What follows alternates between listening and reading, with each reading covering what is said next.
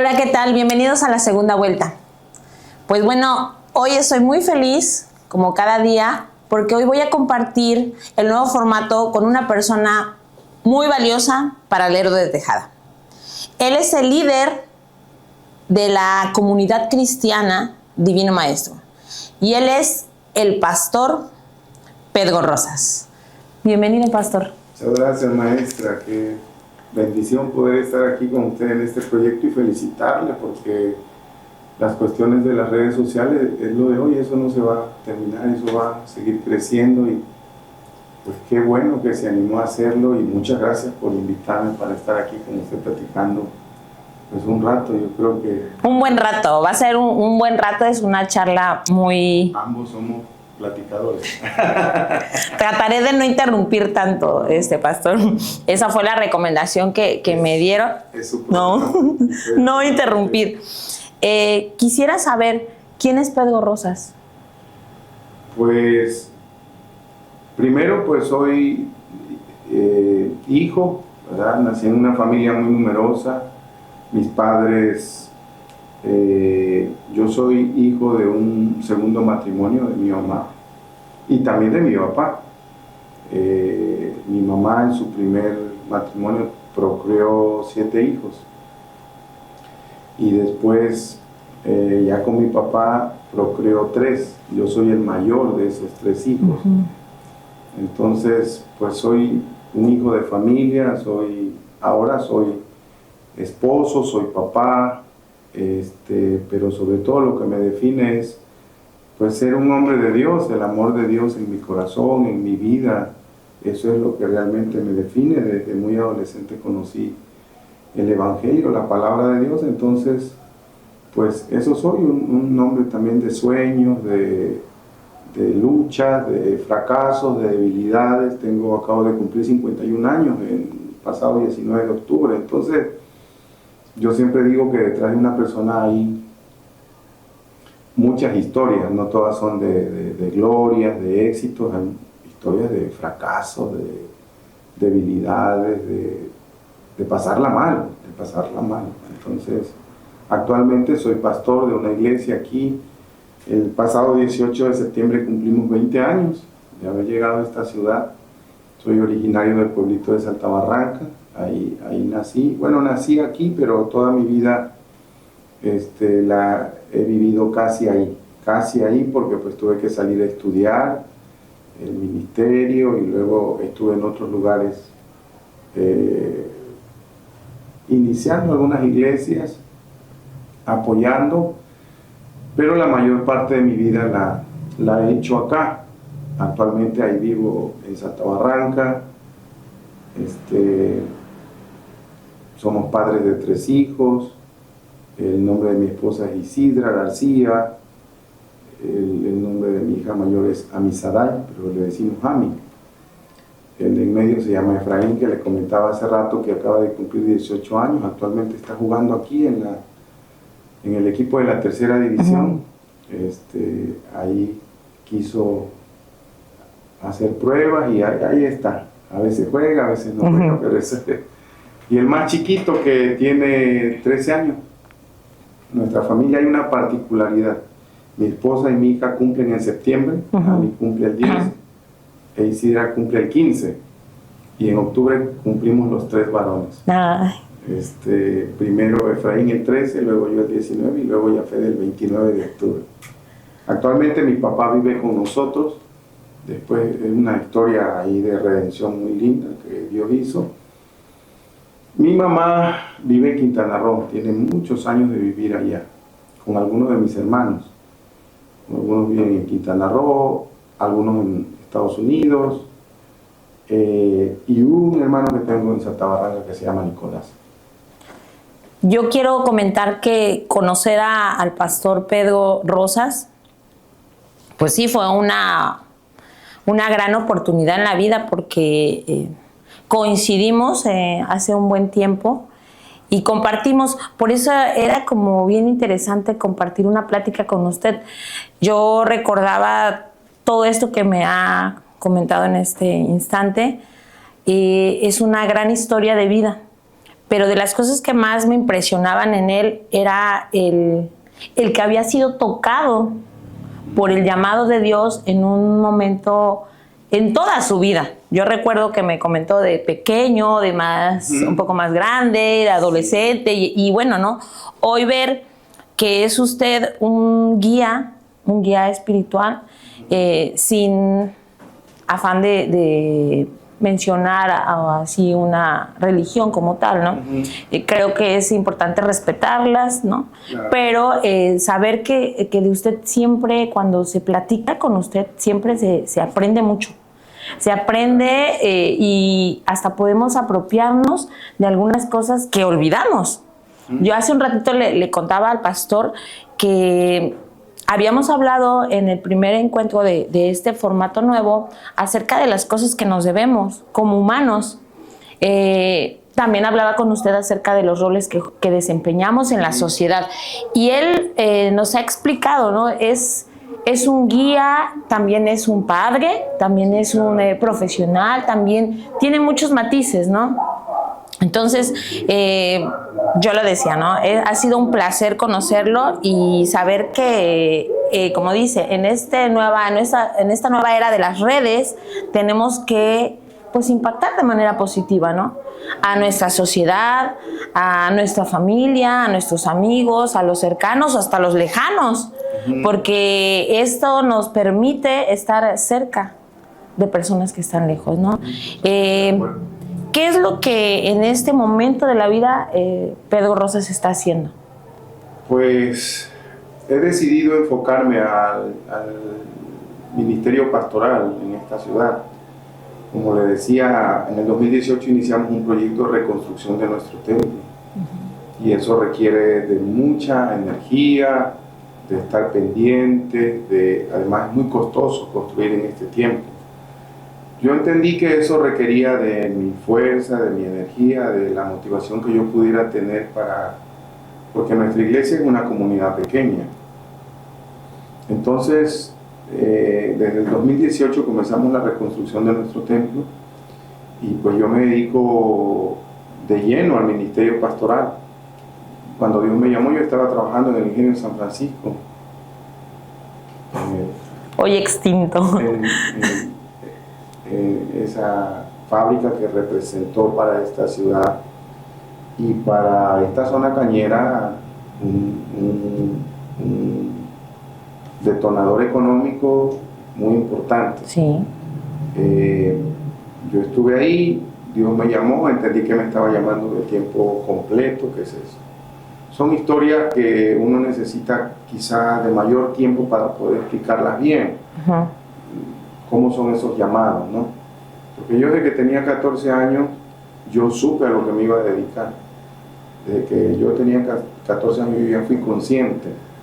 Y de niño fui un niño religioso, porque a pesar de que vengo de una familia disfuncional, mis padres se separaron cuando yo tenía 6 años de edad, sin embargo, yo tenía inclinación a las cosas religiosas. Yo iba a la misa a las 8 de la mañana sin que nadie me...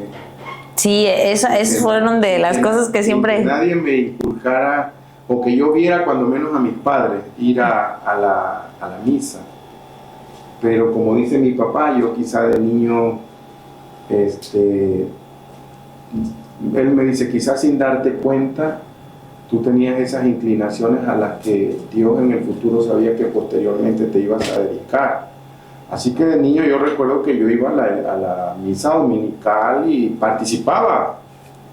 Una vez el sacerdote estaba diciendo que uno nunca debe buscar quedar bien con todos, porque no se puede. Dice, hay una historia en un libro de texto que no sé si se la sepan, y comenzó a platicar la historia del niño con el papá y el burro. Cuando primero va sentado el niño arriba del burro y se ve en el libro de texto, yo recuerdo que hay unas señoras así como... Hablando. Así que qué tonto, el papá, su niño va montadote en el burro y él va caminando. Joven, ¿no? Qué niño tan insolente, ¿no? Y el papá escucha esa opinión. Y recuerdo que el sacerdote la está platicando y dice que si hay alguien. Y yo recuerdo que siendo un niño yo me pongo de pie y platico porque creo esa historia venía en un libro de texto de segundo grado. Ujú. Y platico eso y la gente como que entiende que quizá yo, como dicen, yo estaba destinado para esa tarea, pero obviamente uno requiere de mucha preparación, no solo intelectual, académica, sino preparación de la vida misma, de las experiencias, de las caídas, de las derrotas, de los fracasos, cómo manejas de alguna manera el triunfo, el éxito, la bendición, y cómo manejas también los momentos difíciles. Así que yo entiendo que Dios te va formando, te va modelando y utiliza muchas herramientas, amigos, circunstancias, vaya, su palabra, la palabra de Dios Sí. es un instrumento que con leerla y aplicarla te puede cambiar la vida. Te puede cambiar la vida, te puede ayudar a superar la tristeza, la soledad, la depresión. Entonces, pues así me fui formando hasta que a los 14 años tuve esa experiencia que creo que me hizo ser consciente a lo que yo me iba a dedicar por el resto de mi vida. De ahí para allá, pues tuve que entrar de alguna manera como a la universidad de Dios. Sí. Dios te va formando, ahora sí, como dice el libro de Jeremías, uno tiene que ir a la casa del alfarero, donde el alfarero le está dando Forma. a esa imagen, a ese utensilio, a esa vasija. Y Dios pues te va quitando cosas, te va haciendo crecer, madurar, a través de muchas cosas. ¿Cómo se desarrollan todos los roles? Porque yo quiero pensar que usted como un líder, que como un guía, tiene que tener una línea, ¿no? Es complicado, debo decir que es complicado porque no solo se trata de liderar a los demás, se trata de liderarte a ti mismo. Ni siquiera voy a pensar en mi familia, en mis hijos, ni en la iglesia. Tengo que pensar, y vuelvo a la escritura. La escritura para mí es el mapa, es la brújula. Pablo le dijo a Timoteo, ten cuidado de ti mismo y de la doctrina. Entonces, liderarse a uno mismo siempre será complicado, siempre será difícil. Pero con uno va aprendiendo a establecer equilibrios en la vida. Yo creo que la palabra acá es equilibrio entre tu vida profesional, entre tu vida espiritual, tu vida pública, tu vida familiar, tu vida matrimonial, tu vida como hijo, como ciudadano. Creo que la palabra es equilibrio. Y Dios te va enseñando también cómo ser un buen padre. A pesar de que no tuviste, en mi caso, no tuve esa figura paternal o esa figura maternal que me pudieran marcar el camino. Pero de alguna manera Dios sana tus emociones y por supuesto que no quieres repetir la historia que tú ya viviste, que ya experimentaste. Que debo decir que gracias a Dios y a esa historia también puedo decir que soy lo que soy. Es decir, no lamento haber pasado por ahí, no. Para mí, yo le digo a mi mamá, cuando pudiera sentir alguna carga, de la carga que puede sentir un padre de no haber estado con su hijo en la infancia, yo le digo, mamá, para nosotros así estaba marcado. Claro. Así tenía que ser. No podría ser de otra manera porque yo no podría explicar mi vida ahora si no hubiera sido por esas experiencias. Entonces, yo creo que equilibrio, porque uno también tiene que ir creciendo y madurando. Uno tiene que luchar como todas las personas con el egoísmo, con el orgullo, con el no ser un buen esposo, con el no ser un buen papá. Entonces, a mis hijos les gusta mucho el fútbol. Entonces, a la medida en la que yo pueda ir a verlos, voy. Yo terminando esta entrevista, yo tengo calculado que Efraín juega a las 3 de la tarde y quiero ir a verlo y apoyarlo y estar ahí viéndolo. Igual Jafet, cuando juega, que le gusta mucho, ese niño le gusta el básquetbol, le gusta el béisbol y tiene destrezas físicas para correr, juegan bien. Igualmente como esposo trato también de cumplir con ese rol. Ahora me he vuelto más hogareño, también con los años uno va madurando. Eso me llama la atención porque creo que este podcast o este programa o esto que estamos echando a andar es como para mucho tipo de público. Cuando hablamos de equilibrio, pues a mí me resulta un poco complicado porque pues sí, uno trata de dar equilibrio, pero siempre hay fallas. Y la edad sí te permite decir, bueno, pues sí fallé y pues no pasa nada. Cuando se es muy joven y no se tiene esa madurez, sí hasta te frustras. Pero ya conforme va pasando el tiempo, y por eso hasta el título de la segunda vuelta, ¿no? Yo ya a mis 42 digo, ay, ya tomo con más calma muchas de las cosas que a mis 32, a mis 30, pues no entendía. Y por más que yo quise buscar el equilibrio, no es tan fácil. Y es cierto, ¿no? Bueno, de la mano de Dios se logran muchas cosas. Y aceptando esas experiencias, también me viene en este momento a la mente algo que platicaba con una amiga que dice que hay cosas que te van a pasar. Aunque tú las quieras evitar, son parte de tu historia, ¿no? Son parte de la historia y por algo suceden, ¿no? ¿Qué es lo que hoy más le preocupa en la vida actual de la sociedad? ¿Qué es lo que creo que a la edad, en este momento nos dijo 51, sí, le preocupa, ¿no? Pues la descomposición social en la que nos encontramos es delicado el momento que estamos viviendo. Estamos perdiendo a nuestras generaciones, estamos perdiendo a nuestros niños. Antes un niño respetaba la figura del policía, respetaba la figura del maestro, respetaba la figura del señor adulto que tenía canas, del sacerdote, del pastor, todo lo que representara una línea de autoridad. De alguna manera el niño lo respetaba. Hoy creo que no hay líneas de autoridad. Hoy yo creo que ustedes como maestros batallan mucho porque además que las leyes, en vez de encontrar ese equilibrio, ahora como que hay desequilibrios ahí. Hay desequilibrios no solo en la educación, hay desequilibrios en la familia, hay desequilibrios en todos lados y eso obviamente genera muchos problemas. Hoy, digo, lo acabamos de ver en la muerte de un alcalde en este país. El parque está lleno de personas. Es un adolescente de 17 años. El autor material. Sí, claro, sí. Ahí, detrás de él. Pero lo preocupante es ese nivel de hasta donde puede llegar la maldad, hasta donde puede llegar el odio, hasta donde puede llegar las diferencias que podemos tener en religión, en política. Eso es preocupante, porque significa entonces que un hombre que estaba blindado por seguridad, ¿qué nos podría esperar a cualquiera de nosotros? ¿Qué podríamos esperar cualquiera de nosotros, ¿no? Ese es el pan de cada día. Está contemplado en la Escritura también, ¿eh? Pablo le dijo a Timoteo que los postreros tiempos serían peligrosos.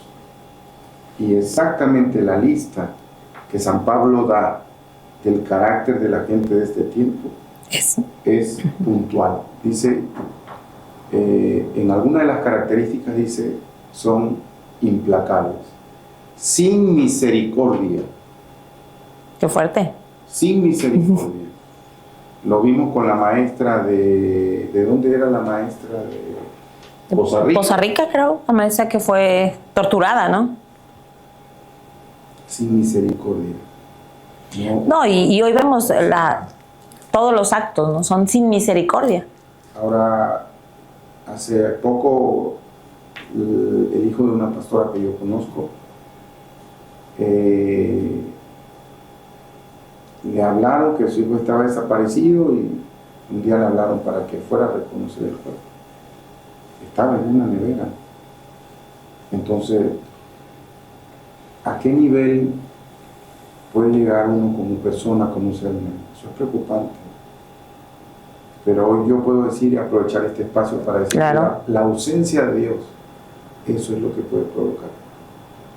Sí, y bueno, yo pudiera hasta comentar que la ausencia de Dios no es porque queremos presionar a la sociedad con que participe, ¿no? En alguna religión, pero sí será importante que valoremos que Dios sí es el que va a permitir que nosotros cambiemos, ¿no? Yo le puedo decir desde mi experiencia que Dios me cambió la vida. Yo a los 13 años, cuando llegué a conocer el Evangelio, vivía sin mis padres. Y potencialmente yo pude haber sido un delincuente, potencialmente yo pude haber sido secuestrador. Las condiciones familiares y sociales estaban dadas. Pero hay muchos ejemplos de niños que crecen quizás solos y cuando llega el momento de tomar decisiones ellos deciden ser diferentes. Yo le puedo decir que soy diferente gracias a Dios, a su palabra. Yo cuando comencé a conocer el Evangelio, yo leía mucho la Biblia, mucho. Fui asiduo a la lectura sin que hubiera libros en mi casa, sin que... Yo por eso luego batallo mucho porque la gente no lee. Un mexicano en promedio lee un libro y medio, eso es muy poquito. Entonces, si yo leo 10 libros o leo un libro por mes, leo 12 libros al año, imagínense por dónde se pone una persona que lee 12 libros al año, dónde se coloca intelectualmente en este país.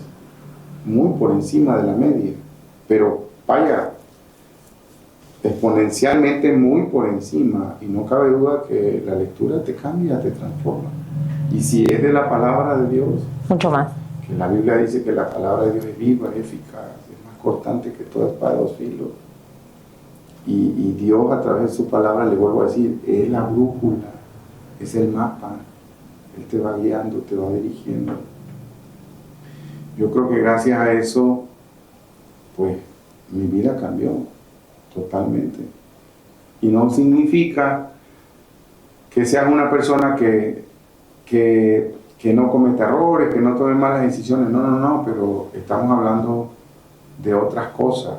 Estamos hablando de una descomposición social que ha llegado a un nivel que es terrible, porque no solamente es Veracruz, es Michoacán, es Chiapas, es el norte, todo el país, es Sinaloa, es las comunidades más pequeñas están permeadas. Y no puedes decir, me voy a otro país porque vivimos lo mismo, o cosas más graves, ¿no?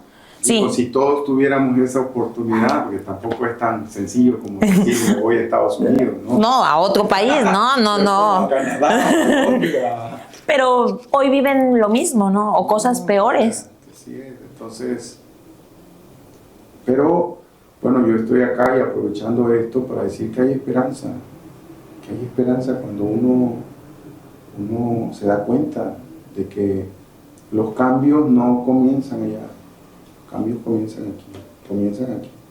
Sí. Porque sé que no todos tienen tampoco las mismas condiciones. En una escuela, si usted pregunta, levante la mano los niños que viven con papá y mamá. Lo vivimos diario. Va a descubrir que gran parte de los problemas que tenemos tienen que ver también con esa familia nuclear que está vulnerada, que está pasando momentos difíciles.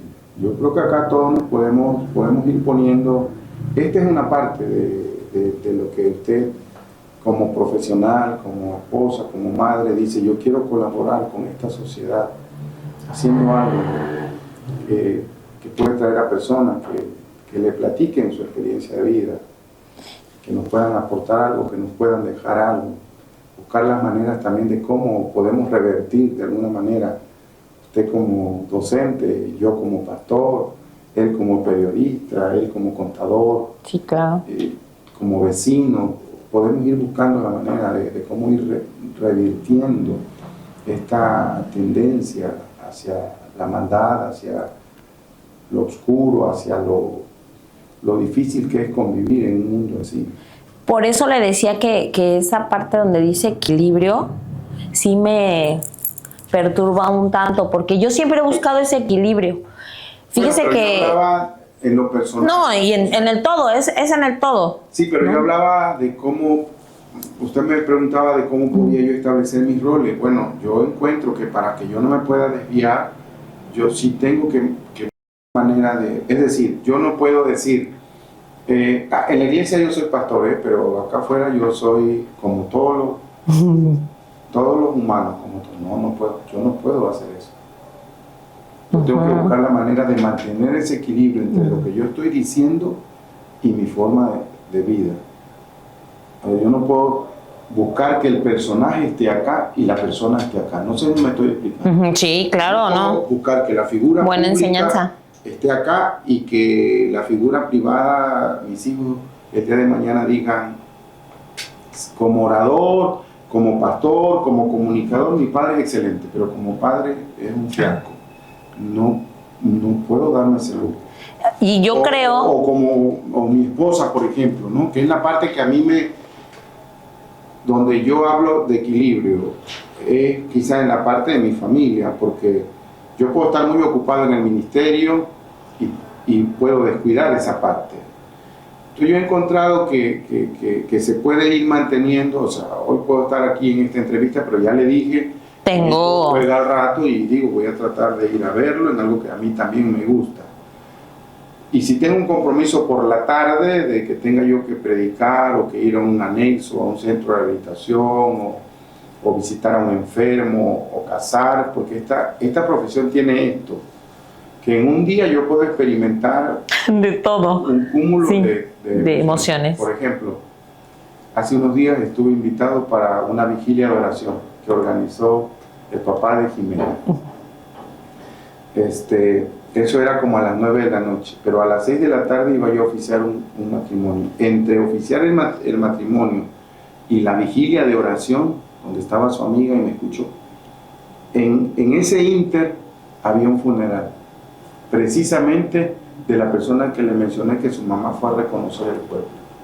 Qué diferente fuerte, estar sí. en una boda, donde todo es celebración, fiesta, alegría, comida, el inicio de un nuevo matrimonio, a estar en un funeral donde éramos como 20 personas, porque ya era de noche, el cuerpo lo trajeron desde la fiscalía directo al cementerio, eran como las 7 de la noche en el panteón municipal, muchos mosquitos, sin luces, poca gente.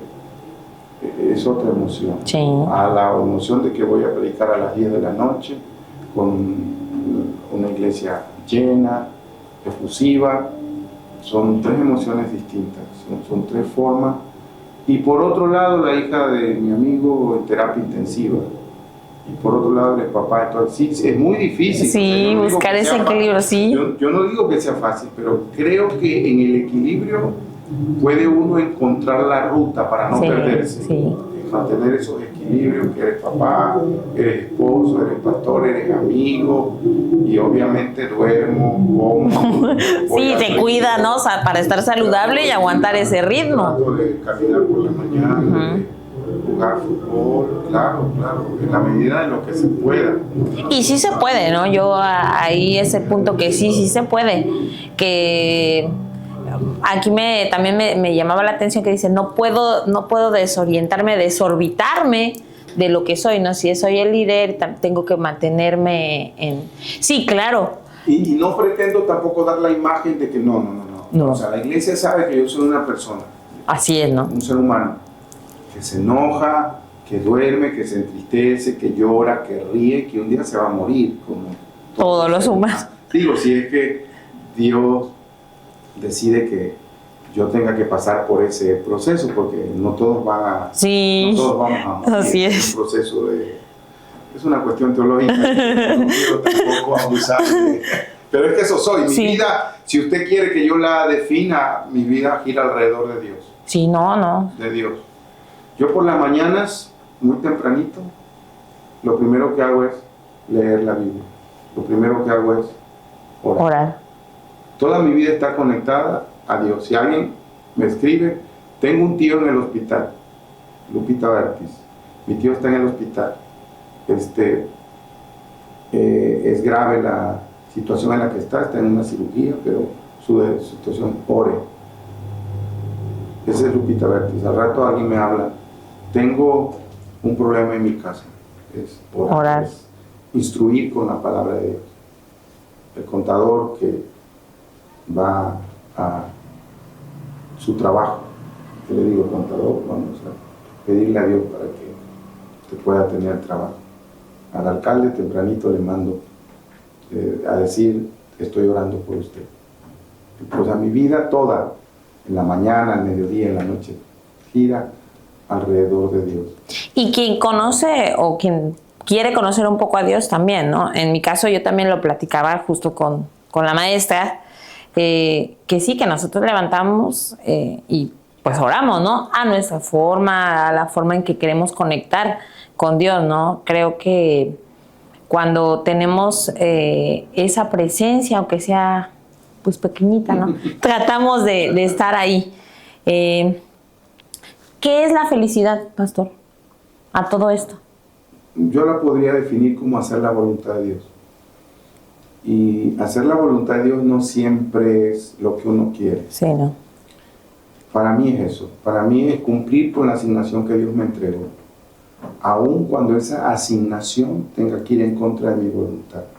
Pero me hará muy feliz saber que yo estoy haciendo la voluntad de Dios. Eso me hace feliz, saber que estoy cumpliendo con Él. Aunque, mire, le voy a poner un ejemplo. Si Juan el Bautista viviera en nuestro tiempo, muchos dirían, Juan el Bautista no fue feliz. Juan el Bautista vivía en el desierto, vestía piel de camello, comía miel silvestre y langosta. Un hombre que cuando él nació, sus padres eran muy ancianos, su madre era estéril, pero un día el ángel le avisó a su papá que iban a ser padres, que iba a tener un hijo y hasta le dio el nombre. Obviamente, siendo ancianito, pues el papá no lo creyó. Pero el ángel le dice, este será grande delante de Dios. Y yo digo que si Juan el Bautista viviera en nuestro tiempo, delante de nosotros, Juan el Bautista no sería grande.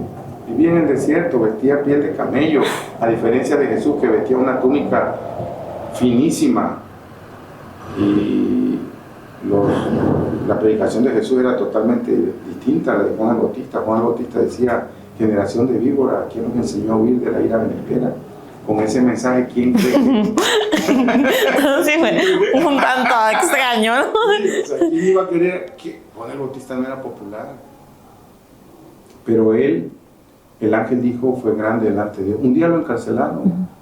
¿Y sabe por qué lo encarcelaron? Porque le decía al gobernante, no te es lícito tener la esposa de tu hermano. Y Juan valientemente le decía, no te es lícito. Y el gobernante para poder lo manda a encarcelar. Y cuando Juan está encarcelado, tiene una crisis existencial porque le manda a preguntar a Jesús si él es el Mesías, cuando él había anunciado que Jesús era el Mesías, pero ahora dice, le manda a preguntar, oye, ¿tú eres el Mesías o habremos de esperar a otro? Pero es totalmente comprensible porque él está en la cárcel, tiene un cepo y está encadenado. Y entonces, si él esperaba a un Mesías que viniera a libertarlos, la mente pudo haberle jugado ahí y le pudo haber dicho, ¿y dónde está el Mesías que esperaba? Tú estabas en la cárcel. Y el Mesías que anunciaste que iba a traer paz, que iba a traer prosperidad y que iba a traer redención a la nación de Israel, ¿dónde está? Porque tú estás en la cárcel. Y por eso manda a 2 de sus sirvientes, pregúntenle. Y Jesús le dice, de los nacidos de mujer, ninguno como Juan el Bautista. ¿Qué significaba entonces? Que estaba cumpliendo con la voluntad de Dios. Y le dice, díganle a Juan que los sordos oyen, que los ciegos ven, que los mudos hablan, que los paralíticos caminan. Pero aparte le añade una profecía que no está en el profeta Isaías, que es de donde Jesús toma la palabra de Isaías y le dice, y díganle que los muertos son resucitados. Implícitamente le estaba diciendo, vas a morir, pero no te preocupes, los que mueren en mí, yo los resucito. Y efectivamente, lea la historia en el Evangelio de Mateo, Y a Juan el Bautista terminan cortándole la cabeza por cumplir la voluntad de Dios. Pero mire, pase lo que pase, si yo hago la voluntad de Dios, para mí eso será lo más feliz en la vida que yo haya hecho. No importa lo que pase conmigo, no importa. No importa si a los ojos del mundo de repente yo no tuve el estatus de ser un hombre exitoso, triunfador, porque yo sé que el estatus del mundo es distinto para medir el éxito y la felicidad. Acá como que yo veo, no digo que sea así, pero veo que si quizás tienes una buena profesión, una buena apariencia, una buena casa, un buen carro, que no es malo, no es malo. Parte de... Podría ser parte de tu esfuerzo, de tu trabajo. Dicen, esa es una persona feliz. Pero yo he encontrado en mi trabajo personas que aparentemente lo tienen todo, pero tristemente me han dicho no soy feliz. Porque las cosas no están diseñadas para hacernos felices. Es decir, que usted diga, yo tengo un refrigerador que no escarcha y eso me da mucha felicidad. Tengo en mi casa aire acondicionado y eso no, las cosas no están diseñadas para hacernos felices. Porque no solo somos materia, somos espíritu. Nosotros fuimos creados por Dios. Creas o no creas, tenemos alma, tenemos cuerpo, tenemos espíritu. Yo ya sé que mi cuerpo con pozole va a estar bien. Yo ya sé que con eso va a estar bien. Pero mi alma, ¿cómo la alimento? ¿Cómo alimento mi espíritu? Si eso es intangible, eso no se ve. ¿Cómo lo alimento? Aunque creas o no creas, pero necesariamente el espíritu, el alma necesita alimentarse. Jesús dijo, no solo de pan vive el hombre, sino de toda palabra que sale de la boca de Dios. Entonces a veces ser feliz para mí no tiene que ver con cuántos likes tengo, porque la verdad no tengo mucho. Creo que los domingos no, yo creo que cuando mucho 25 personas se han de conectar y de tener unas 400 reproducciones, pero no crea que 400 reproducciones de gente que ve todo mi video, que es muy largo, no. Quizá la mayoría de reproducciones son de 10, 15 segundos que la gente entró y ya sé. Pero eso también está bien, ¿no? Claro. Saber que lo que le decía cuando nos platicábamos antes, el saber que vas pagando las deudas que tienes contigo mismo, que es decir, voy logrando esos pequeños sueños. Que Dios me ha dado para estar en las redes sociales, y como platicábamos aquí con nuestro amigo Julio, el periodista, que te das cuenta que ese es un mundo, o sea, ese es otro universo, y que la gente está aquí, y que así como puede llegar cualquier cosa que quizá no tenga contenido, también puedes llegar con un contenido que quizá no va a ser tan popular, pero finalmente vas a tener un segmento, un mini universo que vas a poder ayudar, que vas a poder bendecir, que le vas a poder cambiar la vida. No tú, Dios, el contenido que Dios te da. Yo me siento muy feliz cuando la gente me escribe y me dice, gracias al pastor Pedro, y yo tengo que aclarar que obviamente yo no cambio a nadie, pero yo entiendo que lo que quieren decir es que de alguna manera yo fui el instrumento para que ellos conocieran algo que quizás no conocían. Que no conocían. ¿No? Porque otra vez el equilibrio entre saber que todo es de Dios. Yo los dones que tengo, Dios me los ha dado. Esta forma de platicar que la gente encuentra es un don de Dios. Sí, y para los que lo apreciamos es algo sumamente valioso, ¿no? Son cosas... Usted tiene ese don para conversar, para platicar. Yo sé que sus amigas se han de divertir mucho platicando con usted y riéndose. Pues tiene ese don. Hemos platicado en otras ocasiones y yo sé que tiene, aparte de otros muchos dones más que debe tener, pero sin duda que ese es un don. Y mire, Dios pone amigos que le van a hacer la otra parte de la cual usted y yo no sabemos. Sí, también, ¿no? Claro que sí. Pues, no sé si quiera contar algo más, algo que quisiera agregar. No sé si por aquí quiera... Ya está perdido, no sé de cuánto tiene que no, ser. ¿verdad? Pero, yo muy agradecida por esta conversación. Siempre es un placer platicar con usted. Aprendemos mucho, ¿no? Quienes platicamos con usted. Yo le decía, admiradoras también tiene, porque cuando le escuchamos, ¿no? Cuando escuchamos su diálogo, sí impacta, ¿no? De manera positiva, siempre deja algo de la vida o de Dios, que creo que sí nos da un poco de equilibrio en este mundo tan complicado, ¿no? Pues nuevamente le agradezco mucho. Esperemos verlo pronto. Sí. Como le dije, usted es el líder de la comunidad cristiana Divino Maestro. ¿Sí? Aquí en Lerdo de Tejada. Y pues nos vemos en la siguiente vuelta. Muchas gracias, ¿no?